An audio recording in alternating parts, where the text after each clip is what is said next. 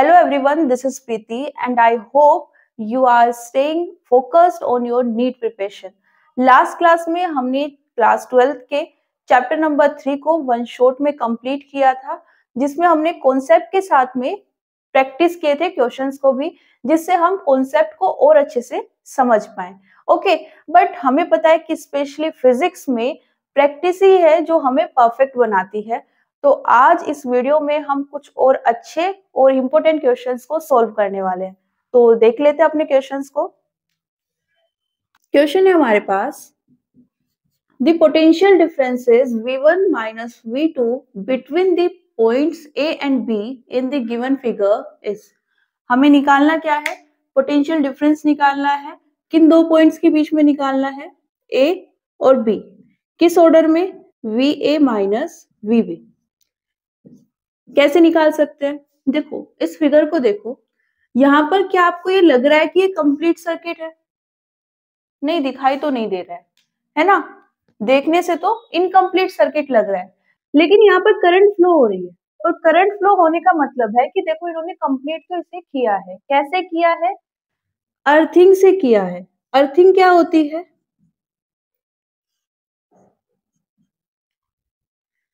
Earthing में जो ends होते हैं, जैसे इस सर्किट में एक एंड क्या है? ए, दूसरा एंड क्या है? बी। उनको अर्थ से कनेक्ट कर दिया जाता है। ओके, तो इन दोनों पॉइंट्स के बीच में फिर क्या रहेगी? यहाँ पर अर्थ रहेगी, है ना? ये कुछ इस तरह। तो ये सर्किट कंप्लीट हो जाता है। ओके, अब ये आपको समझाने के लिए मैंने ड्रॉ की थी लाइन, ब्लैक लाइन, अदरवाइज इसकी रिक्वायरमेंट नहीं है।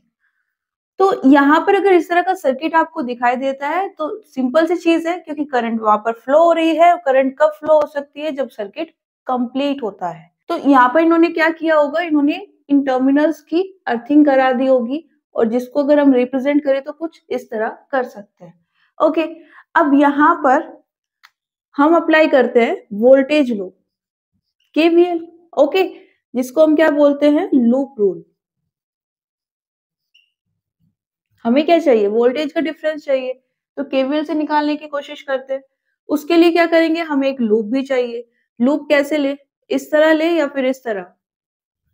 देखो करंट इस तरह हमें जाती हुई दिखाई दे रही है, तो यही वाला ले लेते हैं। ओके, इसको कैंसिल कर देते हैं। तो यहाँ से बेसिकली हमें स्टार्ट करना है। अब देखो जब हमने अर्थिंग की है तो यहाँ पर भी दो टर्मिनल होंगे, एक पॉजिटिव और एक नेगेटिव।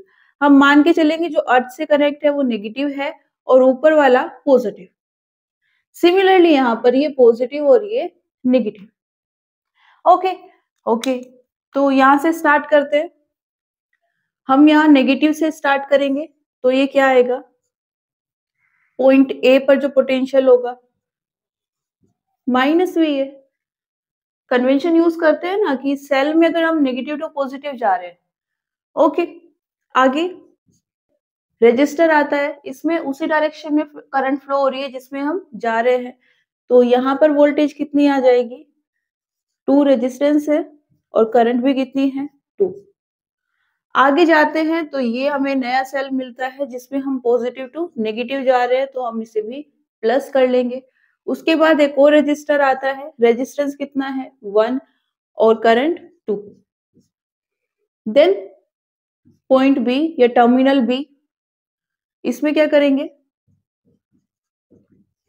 बिकॉज हम इस तरह से जा रहे हैं पॉजिटिव टू नेगेटिव, तो ये कंडीशन आ जाएगी। अब देखो यहाँ पर डाउट क्या आ सकता है कि जो टर्मिनल ए और बी है, यहाँ पर हमें कोई सेल तो दिखाई नहीं दे रहा है, तो हम यहाँ पर इनकी वोल्टेज क्यों ले रहे हैं? क्या कोई भी पॉइंट आएगा हम उसकी वोल्टेज लेंगे? नहीं। देखो नॉर्मली क्या होता है कि अगर हमें कहीं पर सेल दिया गया है हम उसकी वोल्टेज लेते हैं, लेकिन आपको क्वेश्चन को भी तो समझना है ना। क्वेश्चन में अगर आपको दिया गया है कि इस पॉइंट पर या इस एंड पर हम वोल्टेज जानना चाहते हैं, तो वो आप मान सकते हो उसको कैसे कंसीडर कर रहे हैं? एक सेल की तरह। तो उसको आपको उसकी वोल्टेज को वहां पर मेंशन करना है, कंसीडर करना है। ओके, सिंपल है। अब इसको कैलकुलेट कर लेते हैं, हमारा आंसर आ जाएगा। नोट कर लीजिए। क्वेश्चन है हमारे पास, 3 resistors having resistance R1, R2, R3 and connected as shown in the given circuit, the ratio I3 by I1 in terms of resistance is। हमारे पास एक फिगर दी हुई है और इसमें हमारे पास 3 रेजिस्टर्स को कनेक्ट करके दिखाया गया है, साथ में उनमें से कितनी करंट फ्लो हो रही है वो भी पता है। क्या करना है, इस रेशो को निकालना है और किसकी टर्म्स में निकालना है, जो हमारे पास रेजिस्टर्स है उनके रेजिस्टेंसेस की टर्म्स में। ओके, कैसे निकालें? देखो, सर्किट में हम क्या यूज करते हैं, या तो केवीएल यूज करते हैं या फिर केसीएल। यहाँ पर हमारे पास अगर हम इसके अक्रॉस चेक करें, मान लेते हैं कि ये पूरा सर्किट किसी वोल्टेज से कनेक्ट रहा होगा, क्योंकि करंट तो फ्लो हो रही है इसमें, है ना, तो कहां से आई होगी, वोल्टेज के कारण ही आई होगी, वोल्टेज सोर्स के कारण।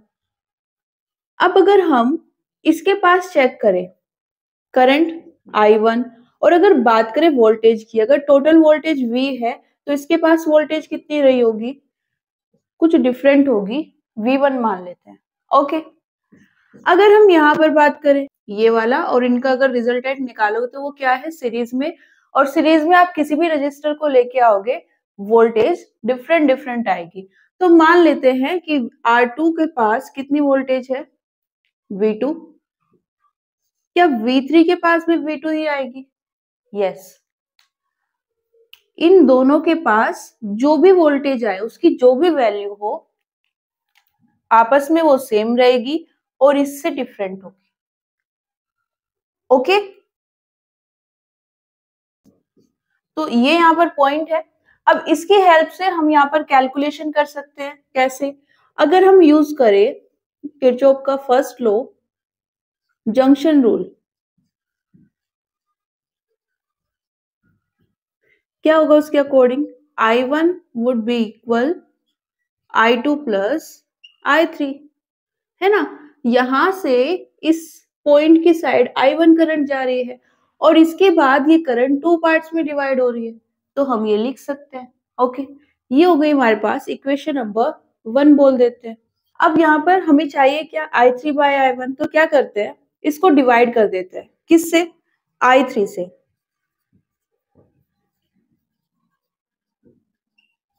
तो ये कितना आ जाएगा, I1 by I3 equals to I2 by I3 plus 1। अब देखो यहाँ पर एक क्वेश्चन आ सकता है कि यहाँ पर इस पूरी इक्वेशन को I3 से ही क्यों डिवाइड किया, हमें तो I3 बाय I1 का रेशो चाहिए था, तो हमने I1 से क्यों नहीं किया। अगर आप I1 से डिवाइड करते हो तो देखो ये आएगा,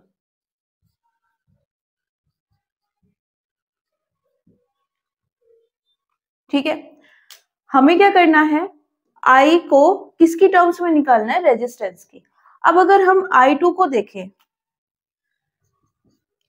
I2 यहां से किसके इक्वल आएगा, हमारे पास होता है Ohm's law, V equals to IR। इसकी हेल्प से अगर हम इसकी वैल्यू निकाले तो यहाँ पर वोल्टेज कितनी है, V2, और रेजिस्टेंस कितना है, R2।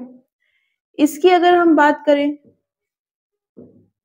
और अगर इसकी बात करें तो ये हो जाएगा V1 बाय R1। अब एक बार यहाँ पर पहले वैल्यूज को रख लेते हैं, ये तो हमें चाहिए तो इसको तो एज इट इज रहने देते हैं, यहाँ पर कोई वैल्यू प्लेस नहीं करेंगे।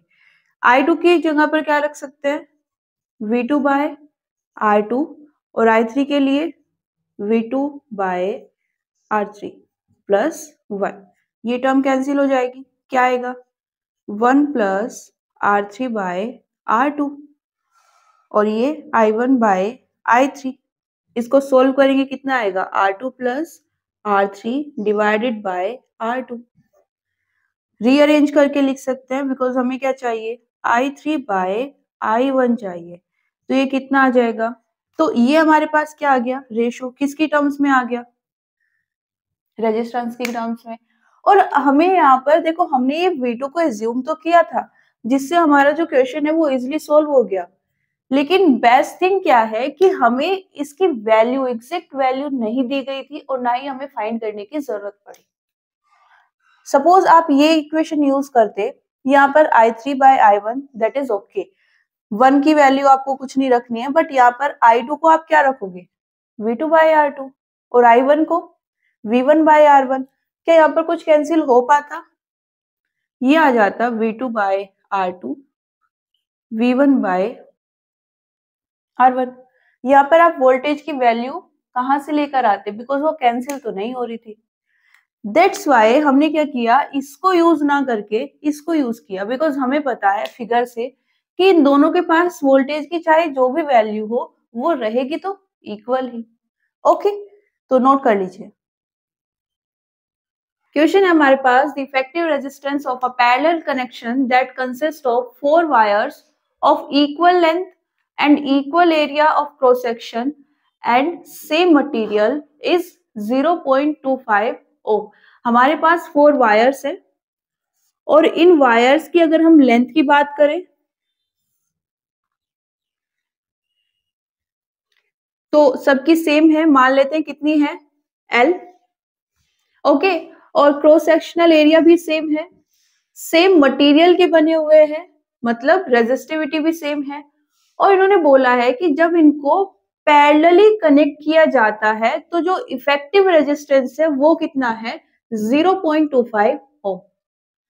इनका रेजिस्टेंस नहीं है, इनको पैरेलली कनेक्ट करने के बाद जो आएगा उसकी वैल्यू दी हुई है, तो इसको हम RP लिख लेते हैं, कितना है, 0.25 ओम।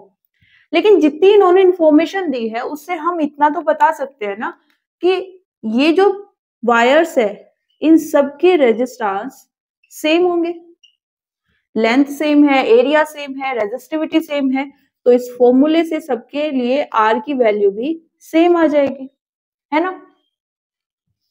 तो जब हम इन्हें पैरेलली कनेक्ट करेंगे तो एक्सप्रेशन क्या रहता है हमारे पास, 1 by RP equals to 1 by R1 plus R2 plus R3 plus R4। सब सेम है तो कितना आ जाएगा, 4 बाय R0, और ये कितना है, RP। यहां से हम क्या कर सकते हैं, R0 की वैल्यू निकाल सकते हैं, कितना आएगा, 4 टाइम्स ऑफ RP। RP कितना दिया हुआ है, 0.25, कितना आ जाएगा, 1 ओम। तो एक वायर का रेजिस्टेंस कितना है, 1 ओम। आगे इन्होंने बोला है what will be the effective resistance if they are connected in series. तो सिंपल है, हमारे पास अब R की वैल्यूज आ चुकी है और अब इन सब वायर्स को हमें सीरीज में कनेक्ट करना है। तो सीरीज में क्या आ जाएगा फिर इफेक्टिव रेजिस्टेंस, RS बोल देते हैं, R1 plus R2 plus R3 plus R4, 4 times of R note, कितना आ जाएगा, 4 ओम। ओके, नोट कर लीजिए। क्वेश्चन है हमारे पास, find the value of R when there is no current in 5 ohm resistor. देखो जब हमें इस तरह की सिचुएशन मिलती है ना तो हम क्या करते हैं, KVL KCL को अप्लाई करना स्टार्ट कर देते हैं, मतलब किरचॉफ लॉ को अप्लाई करना स्टार्ट कर देते हैं। लेकिन क्या करना है, एक बार पहले काउंट कर लो रेजिस्टेंस कितने दिए हुए हैं। अगर 5 है तो पॉसिबिलिटी है कि वहां पर व्हीटस्टोन ब्रिज बन रहा होगा। ओके, और यहाँ पर तो इन्होंने खुद ही एक और क्लू दे दिया कि यहाँ पर जो ये 5th रजिस्टर है 5 ओम का, इसमें कोई करंट फ्लो नहीं हो रही है। उस सिचुएशन में इन्हें क्या चाहिए, R की वैल्यू। ओके, ये अगर आप रीड्रॉ करो तो कुछ इस तरह से ड्रॉ कर सकते हो क्या, और इसमें फिर किस तरह की सिचुएशन बन रही है, वही जो किसमें होती है, व्हीटस्टोन ब्रिज में। तो थोड़ा सा और क्लियर हुआ।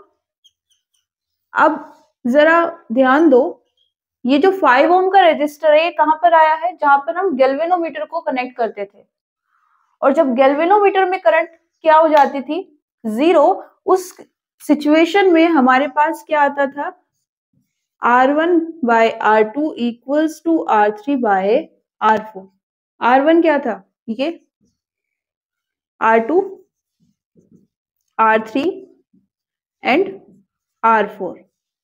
तो क्या करना है, सिंपली बिकॉज यहाँ पर जो 5th रजिस्टर है या जो डिवाइस है यहाँ पर इन पॉइंट्स के बीच में उसमें करंट फ्लो नहीं हो रही है, तो हम यहाँ पर क्या कर सकते हैं, व्हीटस्टोन ब्रिज को अप्लाई कर सकते हैं और उसके लिए वैल्यूज को प्लेस करेंगे।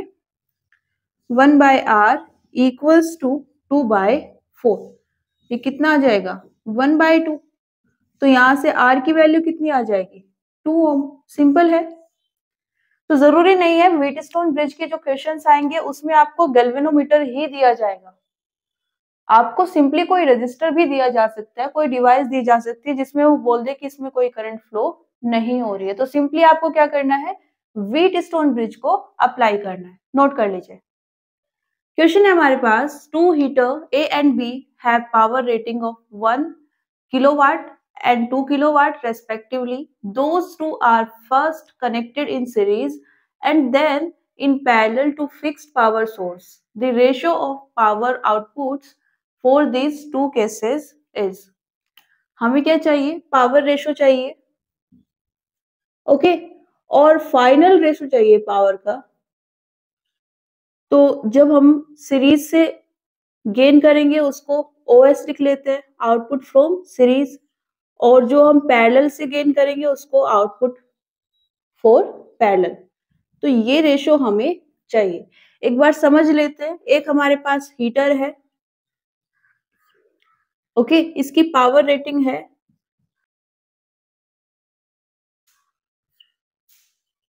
और एक और पावर हीटर है। तो ये दो हमें पावर हीटर दिए गए हैं और इनकी जो पावर रेटिंग है वो क्या है 1 किलोवाट एंड 2 किलोवाट।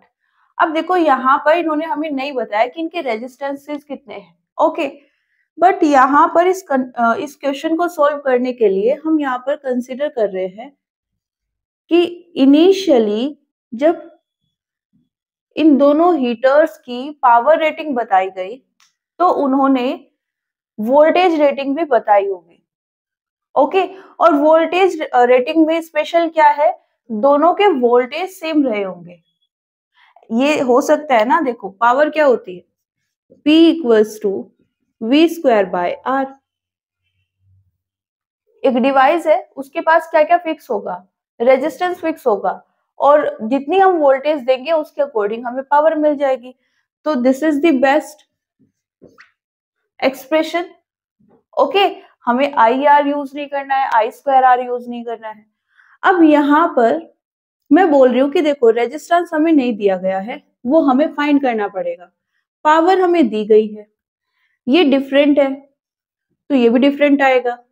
बात करें V की, V के बारे में इन्होंने कुछ नहीं बताया है, तो हम क्या कर सकते हैं, मान सकते हैं कि जब हमें पावर रेटिंग बताई गई तब उन्होंने वोल्टेज रेटिंग भी बताई होगी और उस वक्त ये जो दोनों की वोल्टेज है वो सेम रही होगी, ओके। सेम वोल्टेज के लिए उन्होंने डिफरेंट डिफरेंट पावर रेटिंग को डिफाइन किया कि दोनों को अगर हम सेम वोल्टेज प्रोवाइड करें तो दोनों के पास में जो पावर आएगा, कंजप्शन पावर, वो डिफरेंट होगा। और ये डिफरेंट किसकी वजह से आया होगा, क्योंकि दोनों का जो रेजिस्टेंस है वो डिफरेंट होगा, ओके।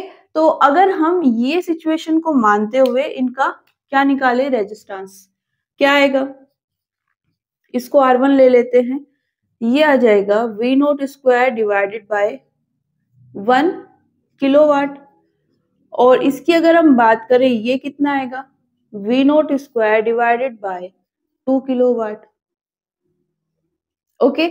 यहां से हम R1 और R2 की एग्जैक्ट वैल्यू तो नहीं जान पाएंगे, क्यों, क्योंकि हमें V की वैल्यू नहीं पता, लेकिन दोनों का रेशियो तो निकाल सकते हैं। हाँ बिल्कुल निकाल सकते हैं। कितना आएगा,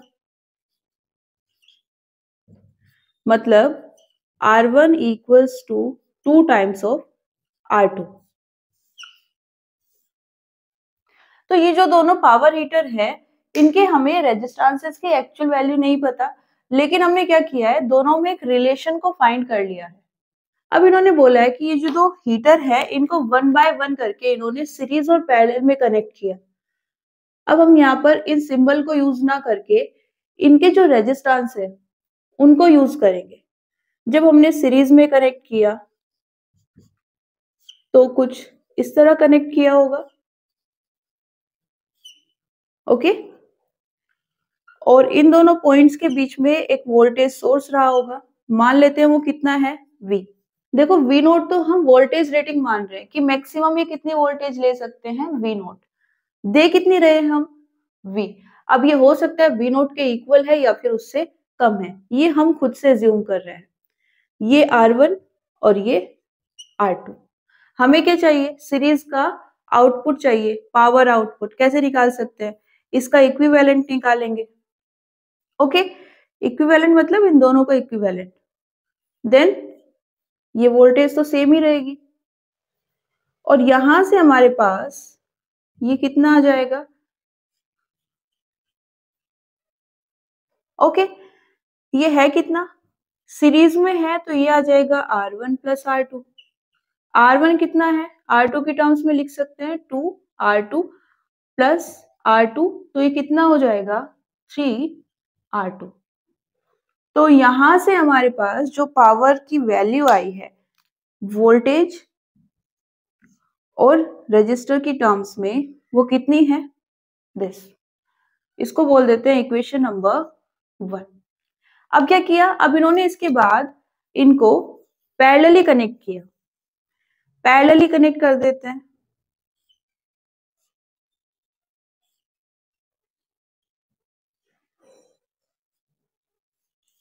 यहां पर इन्होंने वोल्टेज सोर्स लिया होगा। सेम लेना है या डिफरेंट? सेम लेना है। इन्होंने बोला है कि दोनों केसेस में जो पावर सोर्स है वो फिक्स्ड है। पावर सोर्स फिक्स्ड है मतलब हम वोल्टेज सोर्स को सेम ले सकते हैं।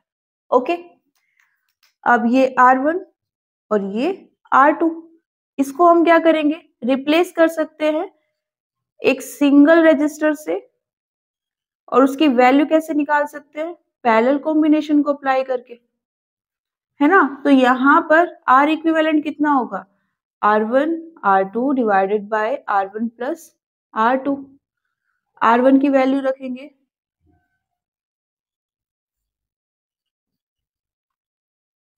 ओके, तो ये कितना आ जाएगा? R equivalent equals to 2/3 R2।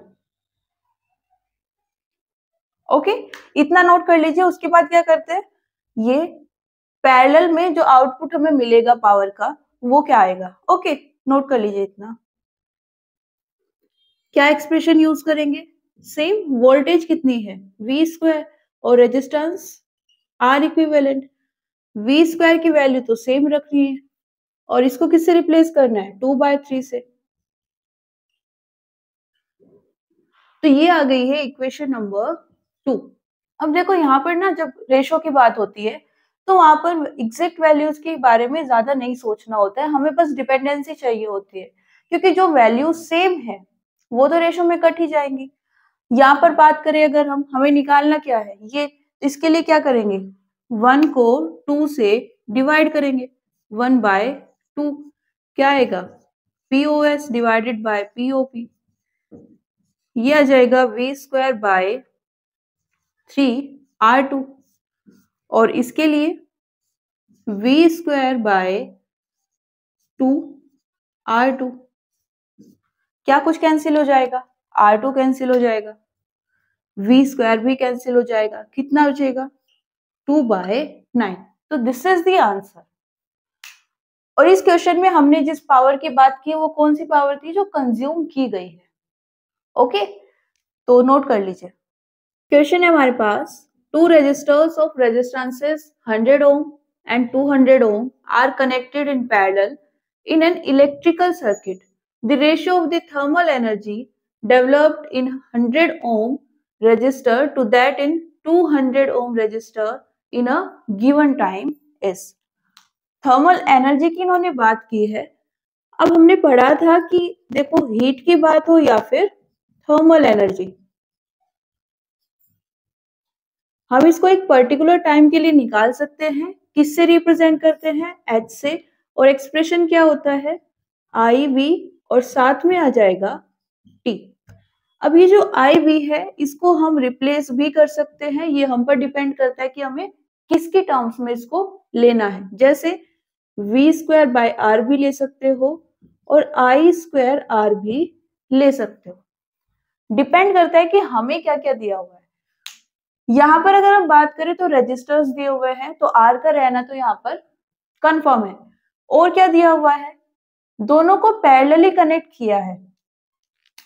ये जो दो रजिस्टर हैं दोनों को पैरेलली कनेक्ट किया है, और जब हम पैरेलली कनेक्ट करते हैं, क्योंकि एग्जैक्ट वैल्यू तो हम निकाल नहीं पाएंगे, है ना, पर अगर पैरेलली कनेक्ट है तो हम ये बता सकते हैं कि इन दोनों के पास में वोल्टेज चाहे एग्जैक्ट वैल्यू कुछ भी रहे बट होगी इक्वल। तो हम यहाँ पर फिर किसको यूज कर सकते हैं, इसको। तो ये क्या आ जाएगा, H equals to V square by R into T. इन्होंने क्या बोला है, दोनों के लिए हमें क्या चाहिए, थर्मल एनर्जी। तो जब 100 ओम के लिए निकालेंगे कितनी आएगी, H 100। वोल्टेज मान लेते हैं कितनी है, V note square. Same time के लिए हम निकाल रहे हैं तो T लेंगे, और रजिस्टर 100 ओम, H 200 ओम के लिए वोल्टेज इसके पास भी कितनी है, V नोट स्क्वायर। कितने टाइम के लिए मेजर कर रहे हैं, H के लिए। रेजिस्टेंस कितना है, 200। तो इसके अक्रॉस जो हीट प्रोड्यूस होगी, जो थर्मल एनर्जी आएगी वो कितनी है, ये। क्या करेंगे, रेशो चाहिए ना, तो दोनों को डिवाइड कर देते हैं। पहले क्या पूछा है, 100 वाला, तो 100 वाले को ऊपर रखेंगे, और ये कितना आ जाएगा, 2/1। ओके, नोट कर लीजिए। आपको ये चीजें पता होनी चाहिए कि आप कैसे लोगे, और क्वेश्चन आ सकता है कि ऐसे कैसे हमें पता चलेगा। तो प्रैक्टिस इज द की। यही फायदा होता है प्रैक्टिस करने का। जब आप प्रैक्टिस कर रहे होते हो तो आपको बहुत सारी चीजें पता चलती है कि किसी क्वेश्चन में, किस टाइप के क्वेश्चन में आपको किस चीज को एज्यूम करना पड़ेगा, कहाँ पर कितना एज्यूम करना पड़ेगा, क्या चीजें हो सकती है क्या नहीं हो सकती है। ये सब आपको कब पता चलता है, प्रैक्टिस के टाइम पे। तो प्रैक्टिस बहुत ज्यादा जरूरी है। ओके, देख लेते हैं अपना नेक्स्ट क्वेश्चन। क्वेश्चन है हमारे पास, the charge flowing through a resistance R varies with time t as Q equals to AT minus B T square, where A and B are positive constants. The total heat produced in R is। एक हमारे पास resistor है जिसका resistance कितना है, R, और उसमें जो time के साथ में चार्ज फ्लो हो रहा है वो चेंज हो रहा है। ओके, और ये हमसे क्या जानना चाहते हैं, हीट जानना चाहते हैं कितनी प्रोड्यूस हुई है उस रेजिस्टर में। अब देखो, हीट की बात कर रहे हैं तो अगेन किसकी बात कर रहे हैं, H की। और इसको हम कैसे निकाल सकते हैं, सिंपली IV T से, अगर हम T टाइम की बात कर रहे हैं। लेकिन यहां पर क्या आपको I और V दोनों पता है, देखो वोल्टेज की तो पूरे क्वेश्चन में कहीं बात नहीं हुई है, लेकिन हाँ रेजिस्टर हमें पता है, और साथ में इन्होंने बताया है चार्ज। ओके, और चार्ज से आप क्या निकाल सकते हो, करंट निकाल सकते हैं। मतलब I equals to dq by dt से क्या निकल जाएगी, करंट।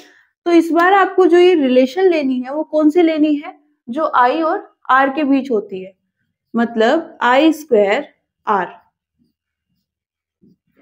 ओके, अब क्वेश्चन यहाँ पर एंड नहीं होता है। यहाँ पर ये बोल रहे हैं कि चार्ज टाइम के साथ चेंज हो रहा है। ओके, हमें क्या चाहिए, करंट। तो एक बार करंट में निकाल लेते हैं, कैसे निकलेगी, dq बाय dt होती है ना। dq बाय dt क्यों लिया, del q by del t क्यों नहीं, क्योंकि डेल हम जब लेते हैं जब हमें एक टाइम इंटरवल पता हो। यहाँ पर तो वो क्या बोल रहे हैं कि चार्ज चेंज हो रहा है टाइम के साथ कंटिन्यूअसली, हर मोमेंट पर। तो या तो वो हमें एक पर्टिकुलर मोमेंट पर वैल्यू पूछ लेते, तब भी हमें डिफरेंशिएशन करना था, या उन्होंने एक पर्टिकुलर मोमेंट पर नहीं पूछकर सिंपली बोल दिया कि हर मोमेंट पर चेंज हो रही है। तो हमें क्या लेना है फिर, dq बाय dt। क्या करेंगे यहाँ पर, नेक्स्ट स्टेप, डिफरेंशिएशन। ओके, अब यहाँ पर एक सिंपल सा फॉर्मूला आपको यूज करना है, क्या, यहाँ पर अगर a क्या है, कांस्टेंट, a की जगह पर कुछ भी हो सकता है, कोई नंबर भी हो सकता है, 1 2 3 5। ओके, तो जब डिफरेंशिएशन करोगे तो वो सिंपली बाहर ले लेना है, उसका डिफरेंशिएशन नहीं होगा। बात करें x की पावर n की, हमें डिफरेंशिएशन किसका करना है, जो यहाँ पर लिखा होता है नीचे d के साथ में। यहाँ पर अगर a होता तो हम a को डिफरेंशिएट करते, यहाँ पर क्या है x, तो हमें क्या करना है, x को डिफरेंशिएट करना है। कैसे करेंगे, ये फॉर्मूला हम यूज करेंगे। x के पास जो भी पावर है वो आगे मल्टीप्लाई में आ जाएगी, और जो नई पावर होगी उसके पास कितनी होगी, n-1।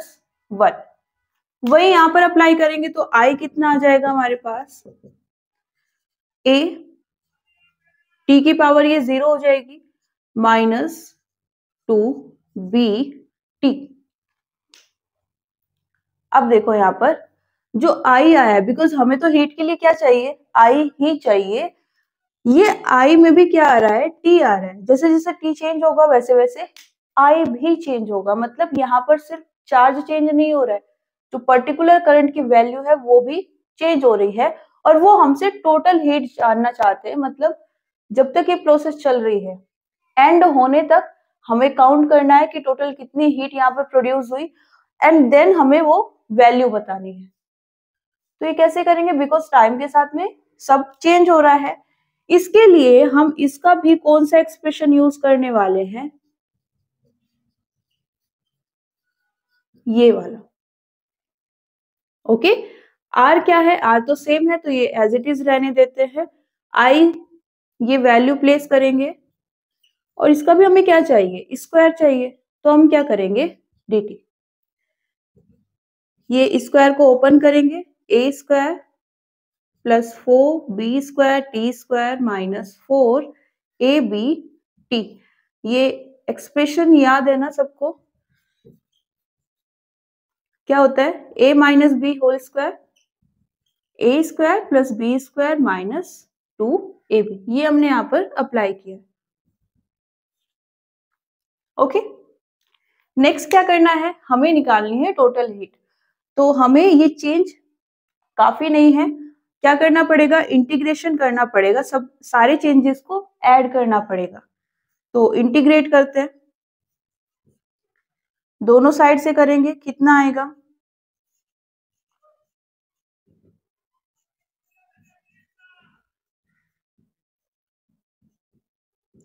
अब देखो दो तरह के इंटीग्रेशन होते हैं। एक में हम सिंपली इंटीग्रेट कर देते हैं, दूसरे में हम लिमिट के साथ में इंटीग्रेशन करते हैं कि हमें यहां से यहां तक इंटीग्रेट करना है। यहां पर अगर हम बात करें, लिमिट अगर हम लेंगे तो किसकी लेंगे, कि हमें इंटीग्रेशन कहां से कहां तक करना है। इस साइड देखें तो चेंज कौन हो रहा है, H, जो हीट प्रोड्यूस हुई है वो चेंज हो रही है, तो हम उसकी लिमिट लेंगे। इस साइड यहाँ पर कौन चेंज हो रहा है, टाइम चेंज हो रहा है बेसिकली, है ना। टाइम के चेंज होने के साथ में चार्ज चेंज हो रहा है, उसके साथ में करंट। तो बेसिकली सब कैसे चेंज हो रहा है, टाइम के साथ में। तो यहाँ पर हम किसकी लिमिट लेंगे, टाइम की। कैसे लेंगे, देखो इनिशियली जब ये प्रोसेस स्टार्ट होती है, मान लेते हैं टाइम कितना है 0, और H भी कितना है 0। जब प्रोसेस स्टार्ट हुई है, मतलब चार्ज और करंट फ्लो होना भी स्टार्ट हुआ है, तो स्टार्टिंग में थोड़ी ना वहां पर हीट होगी। सपोज कोई लाइट बल्ब है और हमने अभी उसको ऑफ किया हुआ है, तो क्या वो गर्म होता है, नहीं, ठंडा रहता है। लेकिन जब हम कुछ टाइम उसको ऑन करके छोड़ देते हैं, देन हम उसको ऑफ करेंगे, हम उसको टच करके देख सकते हैं वो गर्म हो चुका होता है। तो वो गर्म कब होगा, जब उससे करंट फ्लो होगी, है ना, हीट तो तभी प्रोड्यूस होगी। तो हम भी वही बोल रहे हैं कि जब यहाँ पर टाइम 0 था तब तो हीट कितनी रही होगी, 0। तो ये भी 0 और यहाँ पर टाइम भी 0। फाइनली हम बोल रहे हैं, जो टोटल हीट की बात कर रहे हैं, eight T equals to T0। जब इतना टाइम हो चुका है तब अगर हम हीट की बात करें तो हीट कितनी होगी, H, फाइनल हीट, है ना, ये इनिशियल। तो फाइनली हम यहाँ पर मान के चल रहे हैं कि जो टोटल हीट मिलेगी वो कितनी है, H, और ये जो टाइम है जब ये हीट मिलेगी वो कितना ले रहे हैं, T0। ओके, लेकिन ये T0 की एक्चुअल वैल्यू हमें चाहिए, ठीक है, बिकॉज ये प्रोसेस है, इसमें हम ये ज्यूम नहीं कर सकते कि फाइनल टाइम कितना है, बट निकाले कैसे। देखो ये प्रोसेस कब तक चलेगी, इन्होंने खुद से तो कुछ नहीं बोला है, तो हमें ये प्रोसेस तब तक करनी पड़ेगी जब तक जितनी करंट अवेलेबल है, जितना चार्ज अवेलेबल है वो पूरा फ्लो नहीं हो जाता। ओके, जब पूरा चार्ज फ्लो हो जाएगा तो करंट खुद से क्या हो जाएगी, जीरो। तो जो फाइनल सिचुएशन है यहां पर, जब ये टाइम होगा तो करंट कितनी हो चुकी होगी, जीरो। फाइनली करंट कितनी हो चुकी होगी, जीरो। और करंट हम कैसे निकाल रहे हैं, dq बाई dt से। तो मतलब जो फाइनली चार्ज है वो भी कितना हो चुका होगा, जीरो। तो इसकी हेल्प से हम यहाँ पर अब वैल्यू निकालने वाले हैं, इतना नोट कर लीजिए, उसके बाद देखते हैं। देखो यहाँ पर क्या करेंगे, Q की वैल्यू रख लेते हैं। Q की वैल्यू क्या है, AT minus B T square equals to zero. क्या करेंगे, उसे डिफ्रेंशिएट करेंगे। इस बार किसके साथ, किसके रेस्पेक्ट में डिफ्रेंशिएशन होना है, नीचे क्या है t, तो t के रेस्पेक्ट में होगा, सेम फॉर्मूलाज अप्लाई होंगे। क्या आएगा, a minus two B T equals to zero. और ये जो प्रोसेस चल रही है ये कब कर रहे हैं हम, जब फाइनल मोमेंट पर। तो वहां पर जो टाइम है वो कितना है, उसकी वैल्यू हम रख सकते हैं टी नोट। तो ये आ जाएगा टी नोट। यहां से हम टी नोट की वैल्यू निकाल सकते हैं क्या, कितनी आएगी, दिस, है ना।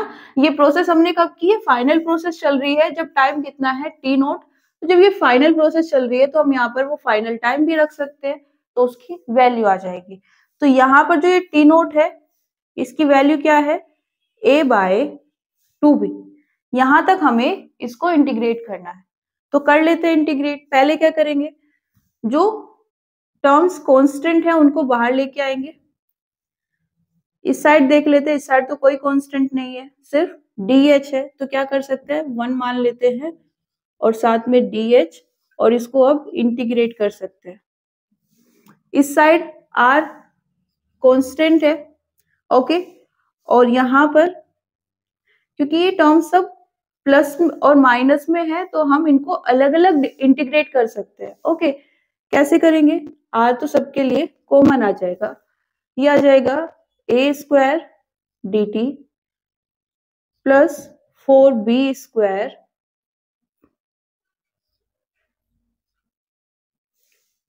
T square D T, then minus 4ab T D T.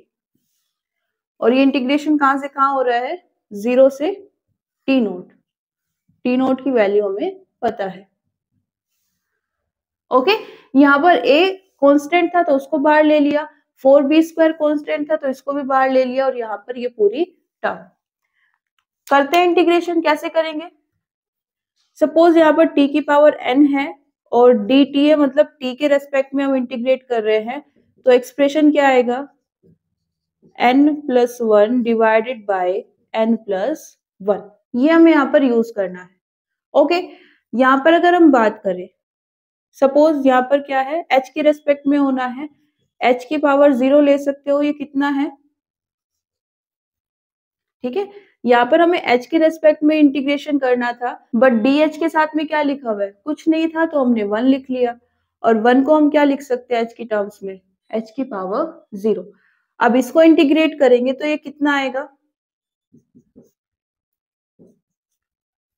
h की power 0 plus 1 divided by 0 plus 1, और लिमिट इक्वल्स टू r, यहाँ पर a स्क्वायर।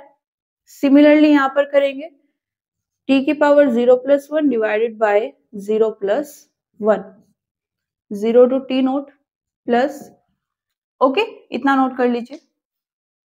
ये कितना आएगा, h, ओके। और यहाँ पर a square t 0 to t naught plus 4b square T cube, 3 को बाहर लेके आ सकते हैं, 0 to T naught minus 4ab divided by 2, और ये हो जाएगा T square 0 to T naught. Okay, limit रखेंगे, जो ऊपर है अपर लिमिट है उसको पहले रखेंगे, देन माइनस साइन यूज करेंगे और लोअर लिमिट को लिखना है। यहां पर सेम प्रोसेस सब में करनी है, पहले अपर लिमिट को लिखेंगे देन लोअर लिमिट को। 4/3 बी स्क्वायर, अपर लिमिट को लिखेंगे तो क्या आएगा T naught cube, then lower limit को रखना है, वो क्या आ जाएगा 0,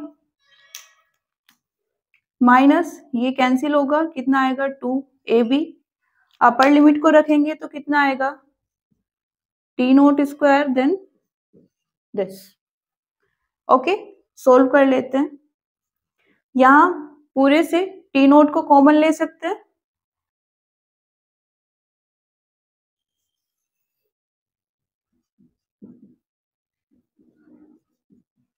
ओके।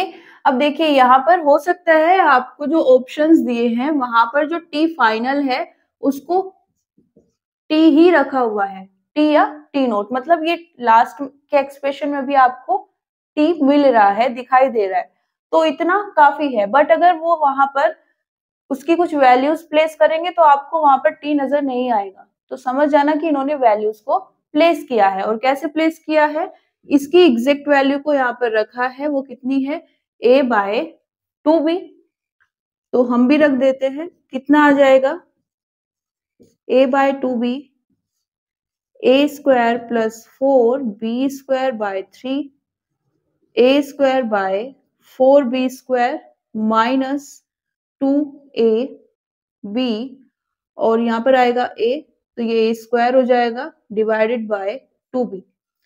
कुछ टर्म्स कैंसिल हो रही है, ओके। तो देखो जब आपको ये ऑप्शंस में दिखाई देगा ना, तो क्लूज आपको सीधे सीधे मिल रहे हैं कि वो क्या पूछ रहे हैं कि टाइम के साथ में चीजें चेंज हो रही है, बट फाइनल वैल्यू में टी है ही नहीं, तो इंटीग्रेशन तो किया होगा, बट क्या किया होगा उसमें भी लिमिट को प्लेस किया है, ओके। सिर्फ तभी यहाँ से टी रिमूव हो सकता है, तो this is the only way, okay, note कर लीजिए। नेक्स्ट है हमारे पास, if the galvanometer G does not show any deflection in the circuit shown, the value of R is given by। देखिए ये सर्किट हमें दिया हुआ है और इन्होंने एक कंडीशन भी दे दी है कि यहाँ पर जो गैल्वेनोमीटर है, जिस सिचुएशन की हम बात कर रहे हैं उसमें इस गैल्वेनोमीटर में कोई डिफ्लेक्शन नहीं है, और डिफ्लेक्शन नहीं होने का मतलब जो गैल्वेनोमीटर है इससे पास होने वाली करंट 0 है, ओके। अब यहां से जब कोई करंट पास नहीं हो रही है उस सिचुएशन में हमें क्या निकालना है आर, इसकी वैल्यू कैसे निकालें, यहां पर पहले करंट देख लेते हैं कहां से कहां पर जाएगी। सपोज यहां से करंट स्टार्ट होती है, ये आई करंट, जब ये यहां पर आएगी तो यहां पर एक जंक्शन जैसा दिखाई दे रहा है, तो यहां पर क्या होगा, कुछ करंट तो इसमें चली जाएगी और कुछ यहां पर, बट इन्होंने बोला है कि गैल्वेनोमीटर में तो करंट ही नहीं है जिस सिचुएशन की हम बात कर रहे हैं, तो क्या करेंगे पूरी करंट को यहां पर फ्लो करा देंगे। अब जब ये यहां पर आएगी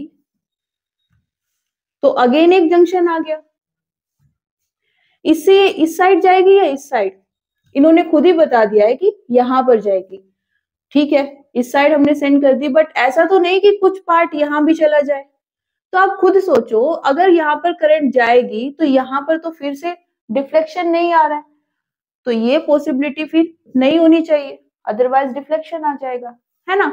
तो हम यहाँ पर कोई करंट फ्लो नहीं कराएंगे, यहाँ से जितना आएगा वो यहाँ पर चला जाएगा, तो दिस इज दी वे। अब देखो हमें क्या करना है, आर की वैल्यू चाहिए, तो हम क्या कर लेते हैं, लूप लॉ को अप्लाई कर लेते हैं, ओके। अब क्वेश्चन है कि करे कैसे, तो देखो यहां पर इसमें अप्लाई करें क्या, करंट कैसे जा रही है इस तरह से, तो इस तरह से यहाँ पर एक लूप 1 मान लेते हैं और इस लूप 1 में अप्लाई करते हैं लूप रूल, मतलब केवीएल। करंट कुछ इस तरह से आ रही है, तो क्या आएगा पहले हमारे पास आई आर, है ना। इसके अक्रॉस जो वोल्टेज होगी कैसे निकालेंगे, आई करंट है, रेजिस्टेंस आर है, तो ये आ जाएगा आई आर। देन हमारे पास आता है वोल्टेज सोर्स, क्योंकि हम यहाँ इस तरह से एंटर कर रहे हैं लूप के कारण, हम करंट की बात नहीं कर रहे हैं, हम लूप में जा रहे हैं और लूप में हम नेगेटिव टू पॉजिटिव एंटर कर रहे हैं, तो ये क्या आएगा फिर -2। अब गैल्वेनोमीटर, इसमें तो कोई करंट ही नहीं है, तो क्या 0 रख दे, हाँ रख दो, तो ये पूरा हो गया। अब यहाँ पर कंफ्यूजन क्या होता है कि यहाँ इस ब्रांच में तो करंट ही नहीं है, तो हम केवीएल को कैसे अप्लाई कर सकते हैं, हमें तो करंट चाहिए। जब करंट यहाँ जाएगी नहीं, इसके पास जब करंट आएगी ही नहीं, तो हम इसको कंसीडर क्यों कर रहे हैं। तो देखो ये जो 2V है ना, ये वोल्टेज सोर्स है, और सोर्स को करंट की जरूरत नहीं होती है, सोर्स प्रोवाइडर है, वोल्टेज सोर्स वोल्टेज प्रोवाइडर है। ओके, उसके पास करंट आ रही है या नहीं उस पर इफेक्ट नहीं पड़ेगा। और जब हम केवीएल अप्लाई कर रहे हैं तो हमारा फोकस भी कहाँ है कि हमें कहाँ कहाँ से कितनी वोल्टेज मिल सकती है। तो अगर यहाँ पर कोई रेजिस्टर होता तो हम उसके अक्रॉस करंट को 0 लेते और उसके अक्रॉस जो हमें वोल्टेज मिलती वो भी कितनी हो जाती, 0। ओके, लेकिन यहाँ पर हमारे पास क्या है, वोल्टेज सोर्स। वोल्टेज सोर्स में हमें सिर्फ वोल्टेज चाहिए, करंट हो या ना हो वो हमें मिलेगी। ओके, तो ये हमारे पास आ जाती है। यहां से हम क्या निकाल सकते हैं, अगर करंट की वैल्यू हमें मिल जाए तो रेजिस्टेंस की वैल्यू हम निकाल सकते हैं। करंट कैसे आएगी,